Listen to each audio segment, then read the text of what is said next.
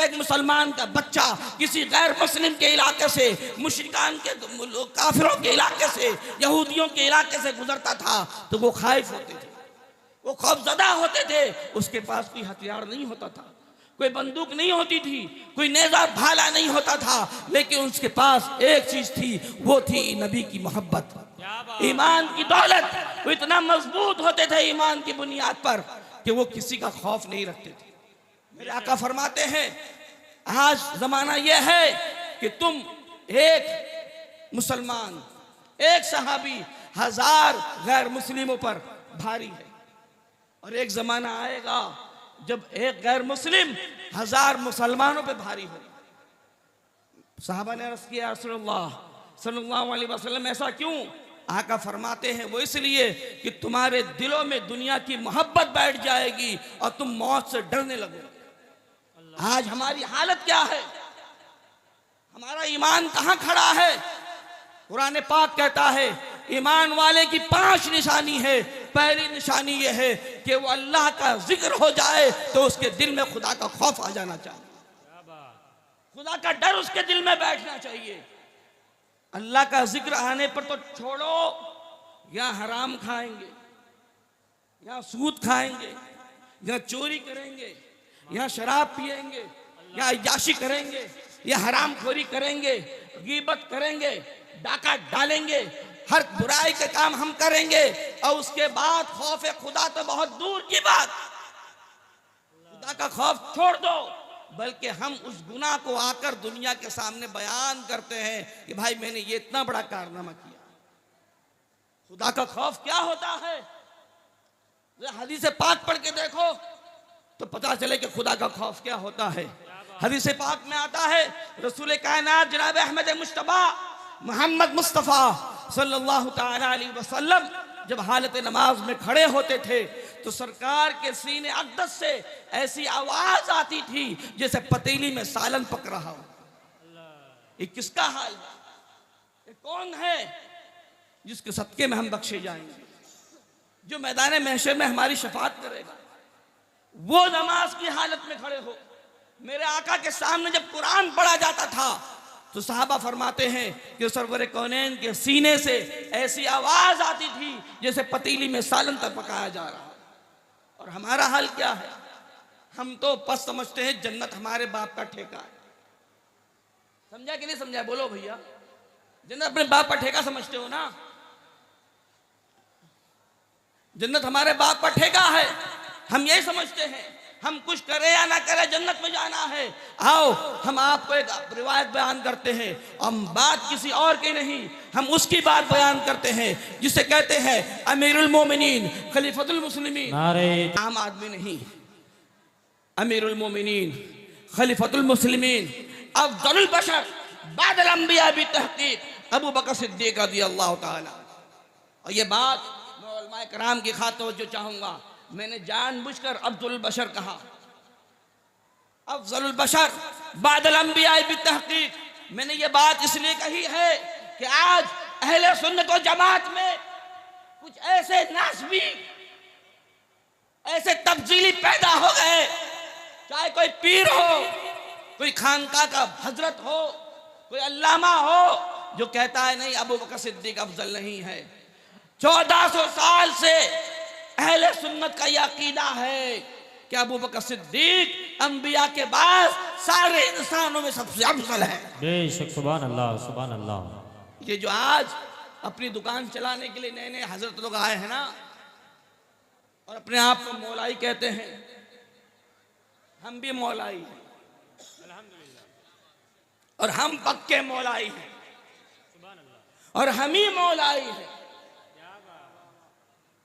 मौलाई वो है जो मौला अली का कौल माने, अपनी ना चलाए।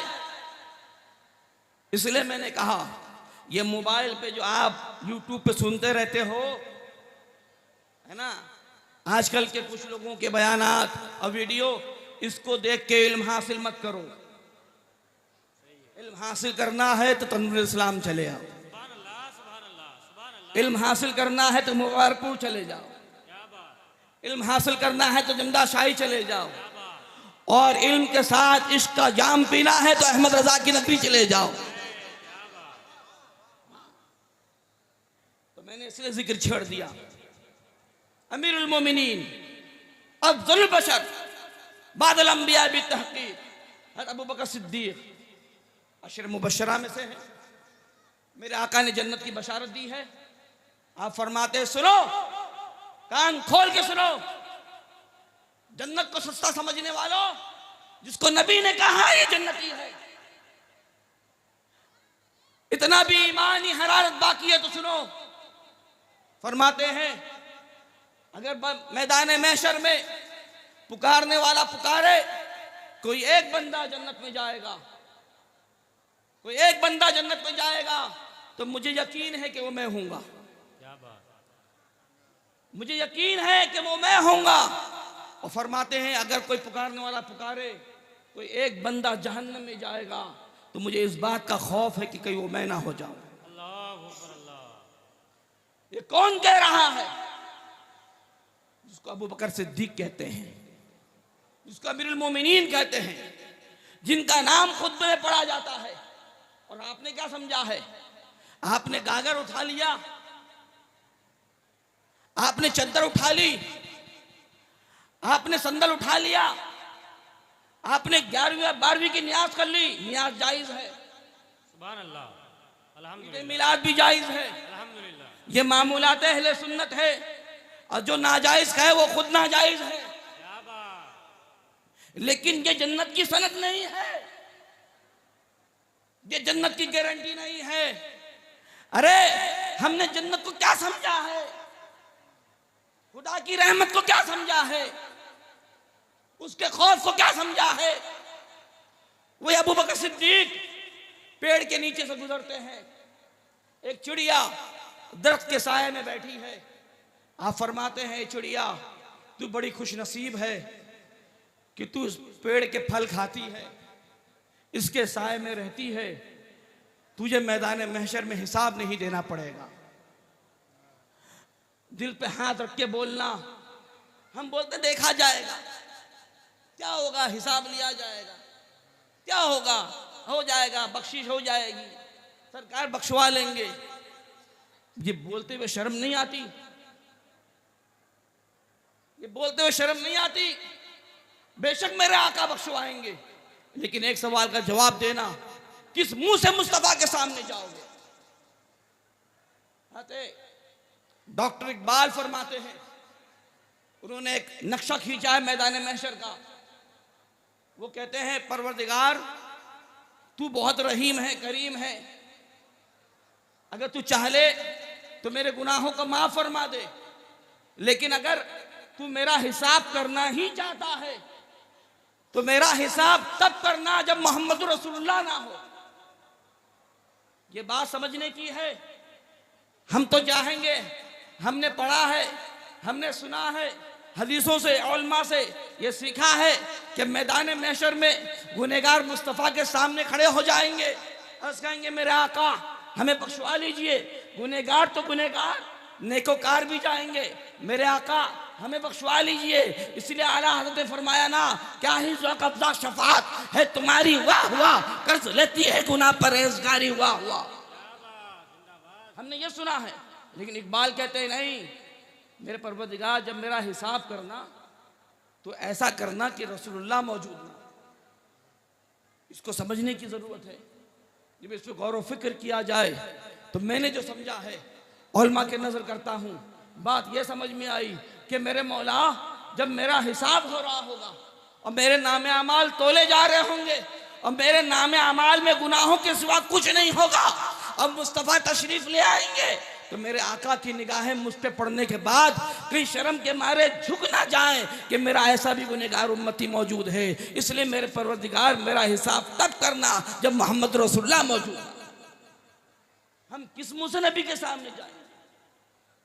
ये चेहरा लेके जाएंगे जो आपने औरतों का बना के रखा है, या यह हुलिया लेके जाएंगे जो आपने यहूद और नसारा का बना के रखा है?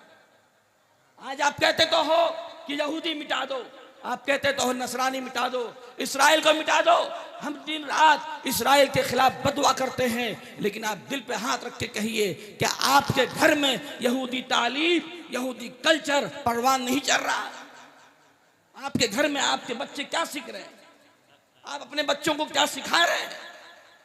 हमने मजहब को खिलौना बना दिया, शरीयत को खेल समझ लिया, खुदा की रहमत से हम गाफिल हो गए। अरे ये वो बंदे हैं जिनको अल्लाह के रसूल ने कहा ये जन्नती हैं। अमीरुल मोमिनीन तो मेरे फारूक रज़ी अल्लाह ताला अन्हु कौन है? वो जात जिसकी अब्रू के इशारे पर 24 लाख मुरब्बा मील पर मुसलमानों की हुकूमत थी। वो जात जिसने बैतुल मुकद्दस को फतेह किया, वो जात जिसके राय के मुताबिक कुरान की आयतों का नुज़ूल हो, वो उमर फारूक। जब इंतकाल का वक्त करीब आया ना, सुनो, इंतकाल का वक्त करीब आया तो अपने बेटे से फरमाते हैं अब्दुल्ला मेरा सर जमीन पर रख दो, अब्दुल्ला मेरा सर जमीन पर रख दो। आपने कहा सर रहने दीजिए, कहा नहीं मेरा सर जमीन पर रख दो। जब हज़रत अब्दुल्ला ने आपका सर जमीन पर रखा, हज़रत उमर फारूक सजदे की हालत में जाते हैं, अपनी नाक जमीन पर लगा के फरमाते हैं मौला तो उमर को नहीं बख्शेगा तो उमर हलाक हो जाएगा, तू उमर को नहीं बख्शेगा तो उमर हलाक हो जाएगा। और हम क्या समझते हैं कि जन्नत ऐसे ही मिल जाएगी? आप नाचते रहो, उर्स के नाम पे तमाशा करते रहो, आप त्योहारों के नाम पे तमाशे करते रहो, आपको होश भी है क्या आपके साथ क्या हो रहा है? ये नौजवान बच्चों को होश है? तुम्हें फिक्र है कि तुम कहां जा रहे हो? इस वक्त हिंदुस्तान में लाखों की तादाद में बच्चियां मुर्तद हो चुकी हैं, हमारी बहन बेटियां मुर्तद हो रही हैं, हमारे बच्चे नशे के आदी हो रहे हैं। हमें खुदा की तरफ आने की फुर्सत ही नहीं। वो इतना करीब जो कहता या अय्युहल इंसानु मा गर्रका बिरब्बिकल करीम, ए इंसान तुझे किस बात ने अपने करीम रब से गाफिल कर दिया? अरे उसका बयान करने का अंदाज तो देखो, या अय्युहल इंसानु मा गर्रका बिरब्बिकल करीम, जो अपनी रहमत में बुला रहा हो। सुबह शाम उसकी नाफरमानी की, सुबह शाम उसके हुक्म को छोड़ा, अजान गूंजती है, हम मस्जिद के बगल से गुजर जाते हैं, हमें तौफीक नहीं होती कि हम खुदा के घर में जाएं, लेकिन वो कहता है इंसान आ अपने करीम रब की तरफ वापस आ। क्यों कह रहा है? वो तुमसे मोहब्बत करता है, तुम्हारी माँ से ज्यादा तुमसे मोहब्बत करता है। अरे माँ ने तो पैदा किया है, रब ने तुमको तखलीक बख्शी है, रब ने तुमको वजूद बख्शा है, तुम उस रब की तरफ नहीं जा सकते, उस रब की तरफ नहीं पलट सकते, तुम खुदा को याद नहीं कर सकते। ईमान वाले की पहली निशानी मेरे आका ने कुरान फरमाता है वो है कि अल्लाह का जिक्र हो तो उसके दिल में खौफ खुदा पैदा हो जाना चाहिए। दूसरी निशानी कुरान कहता है कि जब कलामुल्लाह की तिलावत की जाए और कुरान पढ़ा जाए तो उसका ईमान और बुलंदी पाए, उसका ईमान और मजबूत हो जाए। यहां पर अगर खड़ा करके पूछ लूं ना आप में से तो कितने होंगे जो सही कुरान पढ़ पाएंगे? आप में से कितने होंगे जिनको सूरह फातिहा सही पढ़ने आती होगी? आपको सूरह फातिहा, सूरह इखलास, सूरह नास चारों कुल सही नहीं आते होंगे, लेकिन आपको मौलाना के अंदर कमी नजर जरूर आती होगी, आपको मदरसे के अंदर कमी जरूर नजर आती होगी, आप ये तनकीद जरूर करोगे। आपके घर में दादा इंतकाल कर जाए, अब्बा इंतकाल कर जाए, भाई बेटा इंतकाल कर जाए, आप खुद बैठ के कुरान नहीं पढ़ सकते, आपको इसाले सवाब के लिए मदरसे के बच्चे चाहिए। कमी मदरसे में है और तलबा भी मदरसे से चाहिए। आपने कुरान पढ़ा है, अरे मेरे भाइयों कम से कम इतना तो कुरान पढ़ना सीख जाओ कि तुम्हारे मरने के बाद तुम्हारी औलाद तुम्हारी कब्र पर फातिहा पढ़ सके। तुमने कुरान को क्या समझा? कुरान वो है जो हमारे ईमान को बुलंदी अता करता है, मजबूती अता करता है। कुरान खुद कह रहा है ईमान तब मजबूत होता है जब कुरान पढ़ा जाए, कुरान की तिलावत की जाए। और आप क्या करते हो? कुरान कब पढ़ोगे? जब कोई सकरात के आलम में हो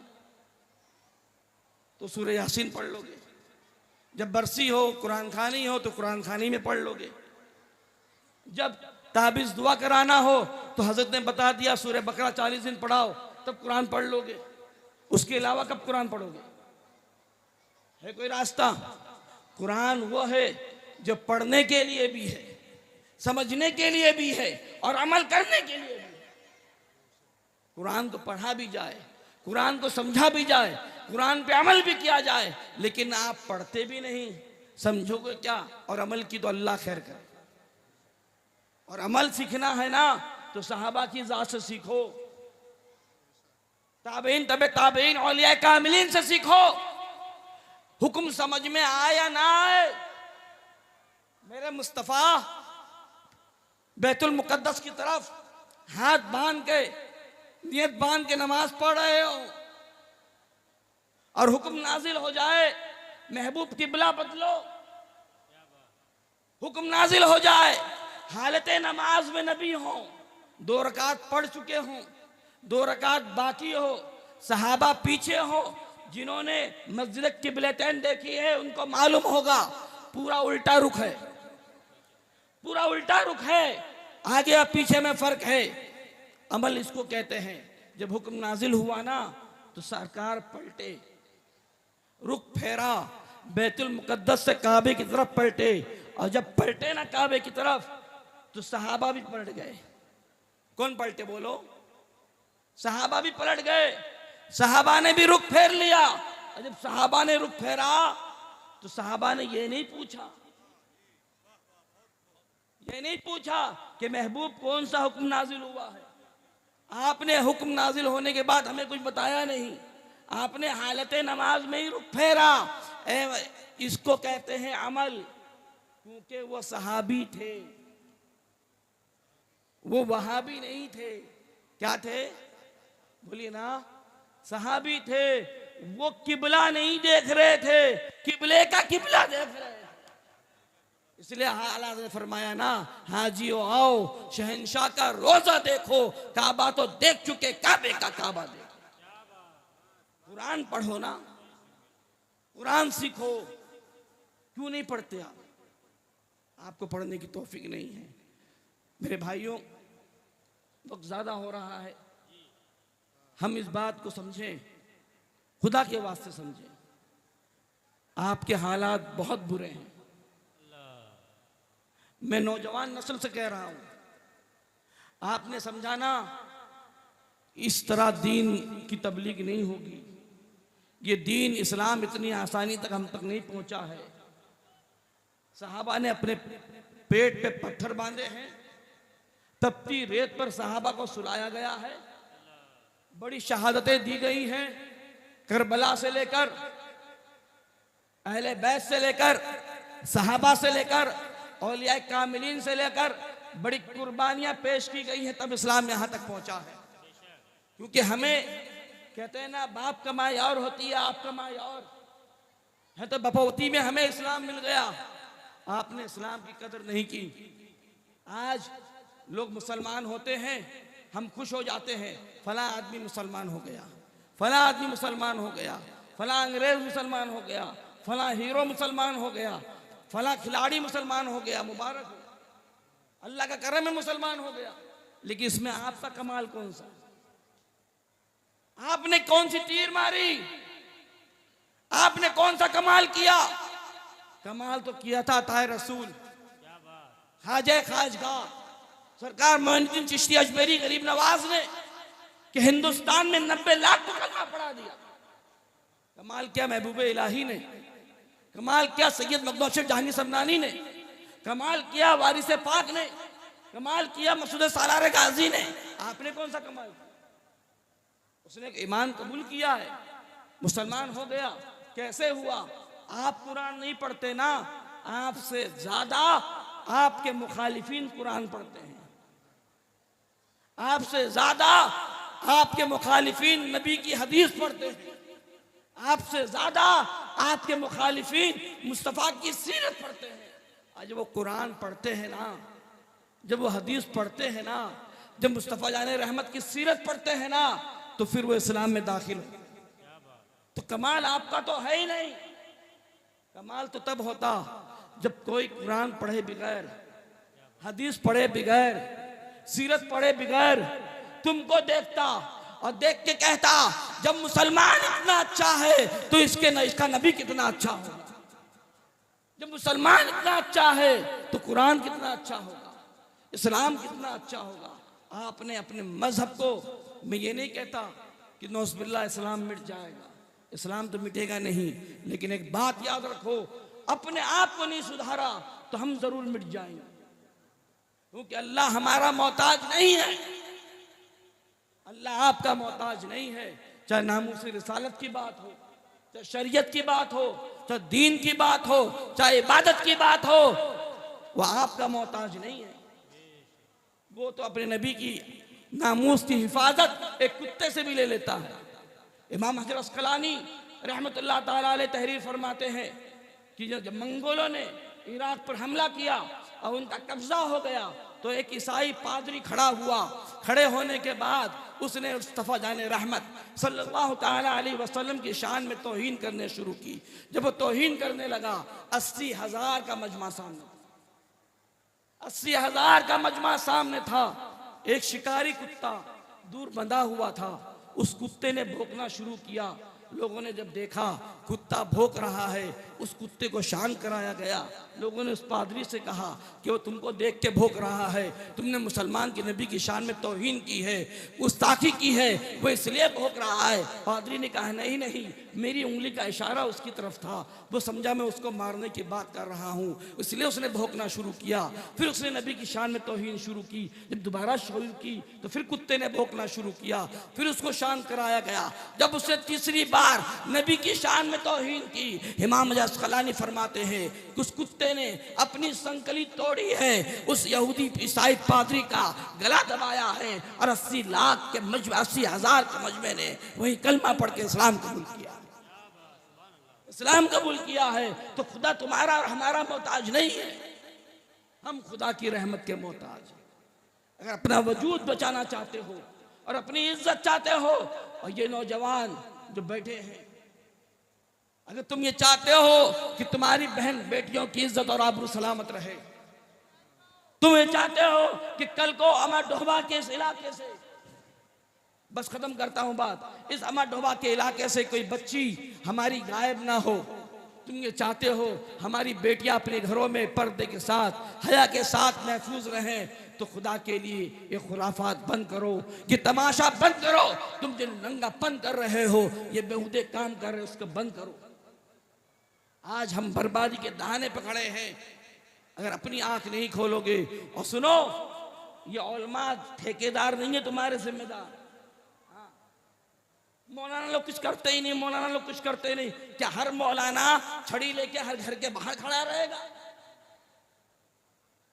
बच्चा खाए तुम्हारे घर में, रहे तुम्हारे घर में, छत तुम्हारी हो, कपड़ा तुम्हारा पहने, खाना तुम्हारा खाए, जिम्मेदार मौलाना, जिम्मेदार मदरसा। बाप को पूछना चाहिए बेटा कहाँ है, भाई को, बड़े भाई को देखना चाहिए छोटा भाई कहाँ है, चाचा को देखना चाहिए भतीजा कहाँ है, दादा को देखना चाहिए पोता कहाँ है। ये रात तक खुराफात हो रहे हैं। अल्लाह के लिए, खुदा का वास्ता, अपने ऊपर रहम खाओ। इस हालत से पूरा हिंदुस्तान का मुसलमान गुजर रहा है, अभी भी नहीं संभलोगे तो फिर तुम्हारा वजूद खतरे में है। अल्लाह के लिए अपने पर रहम खाओ। अस्तगफिरुल्लाह रब्बी मिन कुल्लि ज़ंबिन व अतूबु इलैहि, ला इलाहा इल्लल्लाह मुहम्मद रसूलुल्लाह सल्लल्लाहु अलैहि वसल्लम व मा अलैना इल्ला अल। ओल्ड इज गोल्ड, है ना। अनमोल चीज की हमेशा वो अनमोल ही रहता है। तो तनवीरुल इस्लाम अनमोल है, ये उसकी शान नजर आ रही है। क्योंकि मेरे बाद कई खिताब होने हैं, अब वक्त बहुत तेज़ी से गुज़र रहा है। बहुत इत्मीनान के साथ कुछ देर आपके दरमियान गुफ्तगू करने के लिए हाजिर हुआ हूँ। मैं कोई बहुत बड़ा मुकर्रिर नहीं, अभी तो आपको अल्लामा मुख्तार साहब किबला को सुनना है। अल्लामा क्या नाम है, अशरफ जिलानी साहब किबला माशाअल्लाह अजहरी, उनको समाअत करना है, चांद बाबू को समाअत करना है। तो मैं तो क्योंकि इस मदरसे का हमने नमक खाया है तो उसे हलाल करने हम भी चले आते हैं, क्योंकि हम हलाल खोर हैं। जो हराम खोर हो वो जहाँ का नमक खा के चाहे गद्दारी करें, कुछ भी करें। हम हलाल खोर हैं, हमें हमारे बड़ों ने हलाल खिलाया है, हमारे उस्तादों ने हलाल खिलाया है। तो जब हम हलाल खाए हैं तो हम अपना नमक हलाल करने यहाँ चले आए। बिला ताखीर, वैसे मैंने आयत कुछ पढ़ी है, उस पर बात करेंगे, लेकिन जहन में कुछ अशार आए। बम्बई की सरजमीन पर एक मुशायरा हुआ था, अभी साहबजादे अशार पढ़ रहे थे, तो मैंने कहा वो भी पढ़ दें ताकि अकीदा भी बयान हो जाए और इस्लाह भी हो जाए। तो हुजूर मुफ्ती आज़म हिंद नंबर शाया हुआ था इस्तिकामत का, उसमें अल्लामा शफी उकाड़वी साहब ने कुछ अशार पढ़े थे, वो आपकी समाअतों के हवाले करता हूँ। मेरी आवाज़ तो वैसी नहीं है जैसे शोरा की होती है, मगर बहुत आसान है, समझ पाएंगे, बहुत आसान बहर में है। एक बार दिल आगे दुरूद पाक पढ़े, अल्लाहुम्मा सल्ली अला सय्यिदना व मौलाना मुहम्मद व बारिक वसल्लम सलातु व सलामुन अलैका या रसूलल्लाह सल्लल्लाहु तआला अलैहि वसल्लम। यार दरूद पढ़ने कहते हैं हम आपसे, अभी तो हमने चंदा नहीं मांगा और मैं चंदा मांगने आया भी नहीं हूँ, और ना मुझे आपसे नजराना मांगना है ना चंदा मांगना है। मैंने आपसे दरूद पढ़ने को कहा है। अपने नबी पे दरूद पढ़ने में आप इतने कंजूस हो सकते हो, मुझे इसकी उम्मीद नहीं है ना। आप अपने नबी पे दरूद पढ़ते वक्त इतने आपकी आवाज़ गले के बाहर नहीं आए, इस बात की हमें उम्मीद नहीं है। ईमान वाला तो वो है जब नबी पे दरूद पढ़े तो उसकी दरूद की आवाज़ से पूरा समा गूंज उठे, पूरा माहौल गूंज उठे और हम सब मुस्तफ़ा का नगमा गुनगुनाए। एक बार फिर आवाज़ बुलंद दरूद पाक पढ़े, अल्लाहुम्मा सल्ली अला सय्यिदना शफीना नबीना मौलाना समाज फरमाए। दरे मुस्तफ़ा से परे हटने वालों, हुआ ना गुजारा तो फिर क्या करोगे। दरे मुस्तफ़ा से परे हटने वालों, हुआ ना गुजारा तो फिर क्या करोगे।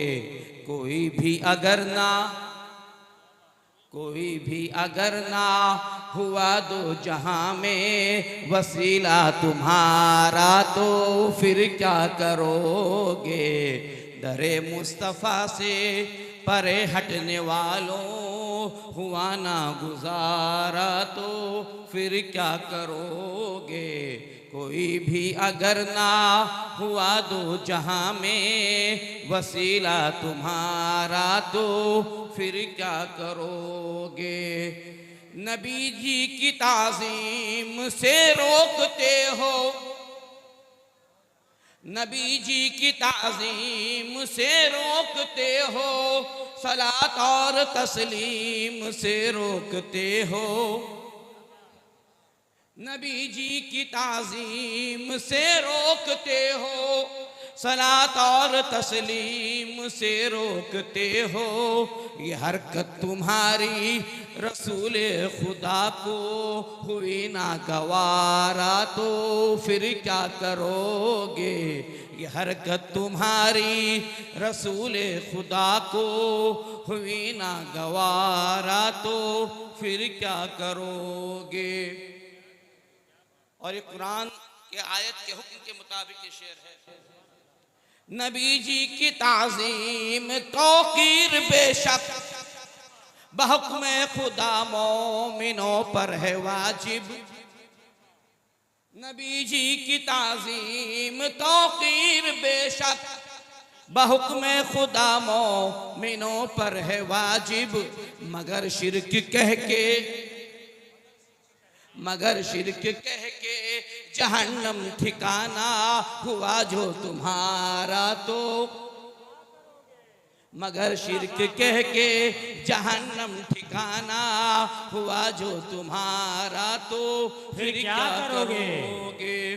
मोहब्बत नबी की, मोहब्बत खुदा की, इताअत नबी की, इताअत खुदा की।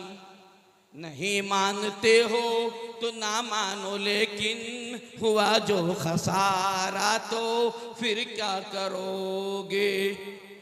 खुदा के लिए तुम ज़बां अपनी रोको, समझने की कोशिश करो कुछ नबी को। बरोज़े जज़ा इस बेअदबी के बाइस हुआ ना नज़ारा तो फिर क्या करोगे। और आखिरी शेर पढ़ता हूँ। पड़ेगी क़यामत में जब नफ्सी नफ्सी, पड़ेगी क़यामत में जब नफ्सी नफ्सी, सदा देंगे वो उम्मती उम्मती की। पड़ेगी क़यामत में जब नफ्सी नफ्सी, सदा देंगे वो उम्मती उम्मती की। तो उस दम तुम्हें शफ़ीए उमम ने दिया जो, उस दम तुम्हें शफ़ीए उमम ने जो दिया सहारा तो फिर क्या करोगे। दरे मुस्तफ़ा से परे हटने वालों हुआ ना गुजारा तो फिर क्या करोगे। आप लोग या तो सही में ना समझ हैं या ना समझ बनने की कोशिश कर रहे हैं। मैं थोड़ा सही करते हैं। पढ़ो दुरूद शरीफ। अल्लाहुम्मा सल्ली अला सय्यदना शफीना हबीबना नबीना मौलाना व मौलाना मोहम्मद मुबारक वसल्लम सल्लल्लाहु अलैहि सलातु व सलामुन अलैका या रसूलल्लाह सल्लल्लाहु तआला अलैहि वसल्लम। ये तो मैंने इसलिए पढ़ दिया कि थोड़ा सा मैं पढ़ता तो नहीं हूँ, लेकिन याद आ गए तो मैंने इसको पढ़ दिया। अब हम अपने मौजू की तरफ आते हैं। मैंने कुरान पाक की एक आयत करीमा की तिलावत का शर्फ हासिल किया। वला तहीनु, तुम सुस्ती ना, वला तहज़नु, तुम गम मत खाओ। वला तहीनु वला तहज़नु व अंतुमुल आलौना, तुम ही बुलंद रहो। बहुत इत्मीनान के साथ, चाहे मैं 15-20 मिनट बोलूँ, चाहे आधा घंटा बोलूँ, ख़ास तौर पे नौजवान नस्ल से मैं बात करने बैठा हूँ। जो नौजवान तबका बैठा है ना, मैं उनसे गुफ्तगू करने के लिए इस वक्त बैठा हूँ। और अगर आप इत्मीनान रखेंगे तो इंशाअल्लाह अल्लाह के फजल करम से जो कुछ सही होगा वह अल्लाह और उसके रसूल के करम से होगा। जो कुछ गलती कोताही होगी वो मेरी कमज़ोरी होगी। तुम सुस्ती मत करो, तुम गम मत खाओ, तुम ही बुलंद रहो। ये हुक्म किसी मौलाना का नहीं है। क्या बात।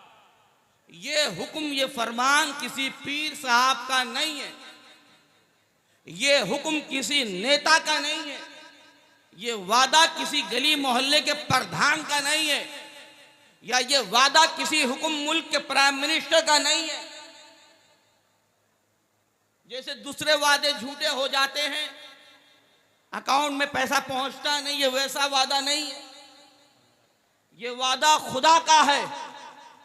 तुम गम मत करो, तुम सुस्ती मत खाओ, तुम ही बुलंद रहोगे। जितना मजमा यहां खड़ा है और बैठा है, दिल पर हाथ रख के बोलना, हिंदुस्तान को छोड़ दीजिए। इस वक्त दुनिया में 56 मुल्क ऐसे हैं जिन्हें इस्लामी मुल्क कहा जाता है, जिन्हें मुस्लिम मुल्क कहा जाता है। और मैं इस्लामी मुल्क तो एक भी नहीं मानता। इस्लामी मुल्क वहां होता है जहां इस्लामी कानून होता है। क्या बात। लेकिन बनामे मुस्लिम ये मुल्क माना जाता है कि मुसलमानों का मुल्क है। 56 मुल्क है। आबादी के एतबार से दुनिया में सबसे बड़ी कौम दूसरे नंबर पर मुसलमान है, लेकिन आप गवाही दीजिएगा और मेरी बात की तस्दीक करेंगे आप सब कि हिंदुस्तान से लेकर दुनिया के कोने कोने में आज मुसलमानों का जो हशर हो रहा है, आपके जो हालात हैं, आपकी जो जिंदगी बर्बाद हो रही है, आपकी बहनों की सुहाग बाकी नहीं, माओ की गोदे उड़े जारी जा रही है, बच्चे यतीम किए जा रहे हैं, औरतों को बेवा बनाया जा रहा है, चाहे फलस्तीन हो, चाहे यमन हो, चाहे शाम हो, चाहे इराक हो, चाहे लीबिया हो, दुनिया के कोने कोने में मुसलमान मारा जाता है और कुरान कहता है तुम बुलंद रहोगे, तुम बादशाह रहोगे, तुम हाकिम रहोगे। तो एक तरफ कुरान का वादा है तुम गम मत खाओ, तुम सुस्ती मत करो, तुम बुलंद रहोगे। दूसरी तरफ हालत यह है कि हमारे इतनी बड़ी तादाद होने के बाद भी आज अगर हम मजलूमों की मदद करना चाहें, खाना पहुंचाना चाहें, पानी पिलाना चाहें, किसी गरीब का सहारा देना चाहें तो हम सहारा नहीं दे सकते। अगर हम अपने मजहब पर अमल करना चाहें तो उसे रोका जाता है, हम अपनी इबादत करना चाहें तो उसे रोका जाता है। दुनिया के कोने कोने में यहाँ तक कि बैतुल मुक़द्दस में भी हमले की नौबत आ गई। आप बताइए हम बुलंद हैं, हम इज्जत के साथ हैं, क्या हम वकार के साथ हैं? तो ये वादा तो कुरान का था ना, तो फिर नौज़बिल्लाह क्या अस्तग़फिरुल्लाह कुरान झूठ बोलता है? नहीं नहीं मेरे भाई, कुरान हरगिज झूठ नहीं बोलता। कुरान का वादा कभी गलत नहीं हो सकता, खुदा का फरमान कभी झूठा नहीं हो सकता। रब्बे कायनात कहता है तुम बुलंद रहोगे इन कुंतुम मुमिनीन, शर्त है मोमिन बने रहो, शर्त है मोमिन बने रहो। हम जब देखते हैं आज हम दुनिया में आबादी के एतबार से दूसरे नंबर पर हैं और हम एक वो जमाना देखते हैं, एक वो दौर भी देखते हैं जब रसूल कायनात जनाब अहमद मुस्तफ़ा मोहम्मद मुस्तफ़ा सल्लल्लाहु ताला अलैहि वसल्लम अपने घर से बाहर तशरीफ लाते हैं। एक तरफ देखते हैं अबू बकर सिद्दीक चले आ रहे हैं, दूसरी तरफ देखते हैं उमर फारूक चले आ रहे हैं। दोनों आते हैं, रसूल कायनात से मुलाकात होती है। सरवरे कौनैन पूछते हैं उमर अबू बकर क्या हुआ, क्यों बाहर निकल के आए हो? आप दिल पर हाथ रखकर सुनना ये बात। उमर फारूक कहते हैं या रसूलल्लाह भूख की शिद्दत बाहर ले आई, भूख की शिद्दत बाहर ले आई है। अबू बकर सिद्दीक अर्ज करते हैं मेरे आका भूख की शिद्दत बाहर ले आई, हम बहुत भूखे हैं। मेरे सरकार फरमाते हैं जिस चीज ने तुमको बाहर निकाला है उसी बात ने मुझे भी घर से बाहर निकाला, उसी बात ने मुझे भी घर से बाहर निकाला है। मैं बताना ये चाहता हूं आपको कि ये वो दौर है जब रसूल पाक सल्लल्लाहु ताला अलैहि वसल्लम के पास घर में खाना नहीं, ये वो दौर है जब अबू बकर सिद्दीक के पास घर में खाना नहीं है, ये वो दौर है जब उमर फारूक के पास घर में खाना नहीं है। सिर्फ उनके पास नहीं, सरकार तशरीफ लाते हैं, आगे बढ़ते हैं। हज़रत अबू अय्यूब अंसारी रज़ियल्लाहु ताला अन्हु का मकान आता है। हज़रत अबू अय्यूब अंसारी रसूल कायनात की खुशबू पाते हैं, घर से बाहर तशरीफ लाते हैं, अर्ज करते हैं आका क्या मेरी दावत कबूल फरमाएंगे, मेरी दावत कबूल फरमाएंगे? सरवर कौनैन सल्लल्लाहु ताला अलैहि वसल्लम शाह फरमाते हैं हाँ दावत कबूल की जाती है। बकरी का बच्चा ज़बा किया जाता है, खाना तैयार किया जाता है। मुसलमानों तुम उस नबी के मानने वाले हो और अपने उरूज को भी देखो और अपने जवाल को भी देखो, तुम कहाँ थे और कहाँ आ गए, तुम कहाँ थे और कहाँ आ गए? फरमाया दावत कबूल की जाती है, खाना तैयार किया जा रहा है।